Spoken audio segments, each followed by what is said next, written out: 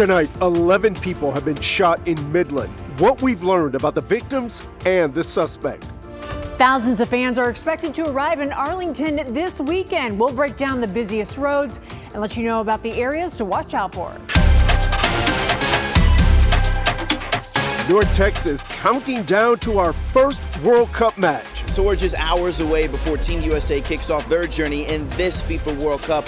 Local businesses already feeling the impact from the watch parties and fan events. We'll have more coming up next. But could rain ruin your watch party? The news at 6 begins with senior meteorologist Jesse Hawila. And good evening, everybody. It very well could. It's going to be a hot and humid weekend, and we have chances of rain on Sunday for the World Cup. Dallas Stadium in Arlington, if you're heading out there in the afternoon, even through the evening after the game, it will have a chance for scattered showers and storms. Temperatures in the low to mid 80s, so for this time of the year in this part of the country here, that's not terrible, but it's still hot and humid Saturday and Sunday.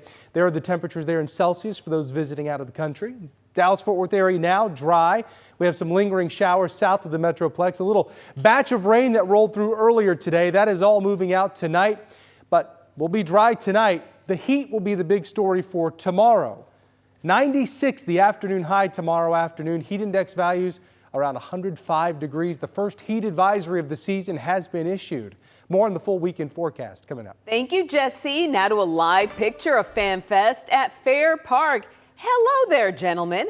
World Cup fever is on. As the U.S. men's national team debuts in just 2 hours, the team kicks off at 8 o'clock against Paraguay in Los Angeles. You know, this is really the kind of event that's better experienced together, and you can feel the excitement building right now. We expect thousands of fans to head out in the next hour or so with watch parties from Dallas to Fort Worth, the Colony, and Grand Prairie. Richard Solomon is live at one party, ramping up at Texas Live in Arlington. Richard, this is a big night for Team USA.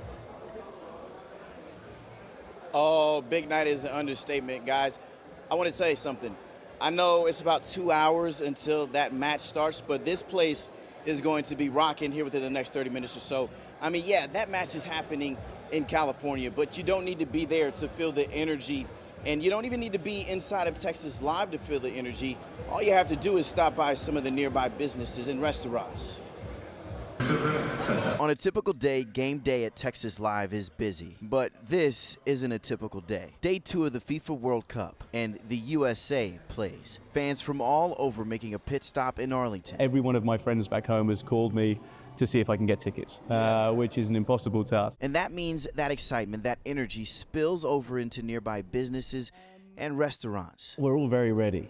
So every restaurateur, every hotelier in this area is very ready. Ian Roberts is the general manager of Soy Cowboy, and FIFA is the biggest spotlight his business has seen since they've opened. For this tournament alone, he's doubled his team and extended hours and updated menus. June and July against last year, against this year, we'll double ourselves. You see, Roberts is originally from London, and next week, England will play here in Arlington. I'm looking forward to quenching the thirst of a few of my my countrymen coming in and having a nice cold beer. Jim Watry is the VP of Operations for Texas Live. He says this is what this space was made for and why it thrives. It's 200,000 square feet. We have 6 kitchens, 35 bars, 5 professional stages. So we'll be fully activated on the FIFA games. Because when matches come to Arlington, it's not just the stadium that wins. It's the entire district surrounding it. In Arlington, I'm Richard Solomon. You were less than 48 hours away from the first match in North Texas, the Netherlands versus Japan on Sunday afternoon. The Dutch team's iconic orange double-decker bus arrived in Galveston Thursday, and it's on its way to Arlington right now. It'll be a sight to see at Dallas Stadium, leading all those Dutch fans in. And Japanese fans are planning a big party in Plano. It's Saturday night at 6 p.m. at the McCall Plaza. The men's national team was practicing at their base camp in Nashville earlier this afternoon, and Sunday's match in Dallas Stadium starts at 3 p.m. WFAA going big for the first match in North Texas. We'll have live crews all over DFW at Fan Fest, Texas Live, and outside Dallas Stadium. Download WFAA Plus to see all the action from wherever you are. Our special kicks off Sunday at 1 p.m. The app is free to download to your TV. Let's get to traffic now. Stacia, there will be fans all over DFW watching the match tonight. Any roads to watch out for? So what we're seeing right now is if you are getting ready to head out of the house. This is I-30 Beckley. We're watching our typical slowdown as traffic is moving toward downtown Dallas in those eastbound lanes.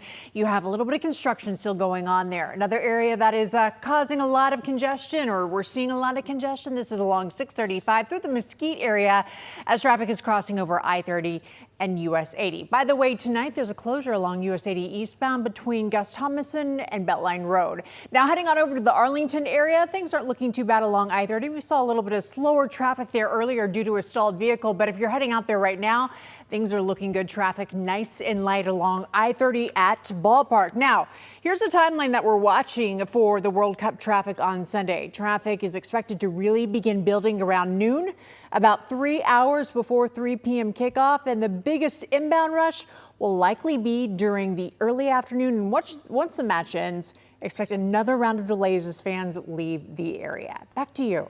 All right, we also need to get you up to speed on the mass shooting in West Texas. A 30-hour manhunt for a fugitive has ended tonight in Midland, but detectives are still trying to determine his motive. Police say a man opened fire at a collision center just after 8 a.m., then barricaded himself inside a veterinary clinic. He held off police for several hours before officers moved in and discovered his body. There were 11 victims, and Midland Mayor Lori Blair says at least one of them has died and several are still hospitalized right now. Our thoughts and our prayers are with these families, with the community of Midland, and with all of those that were involved today.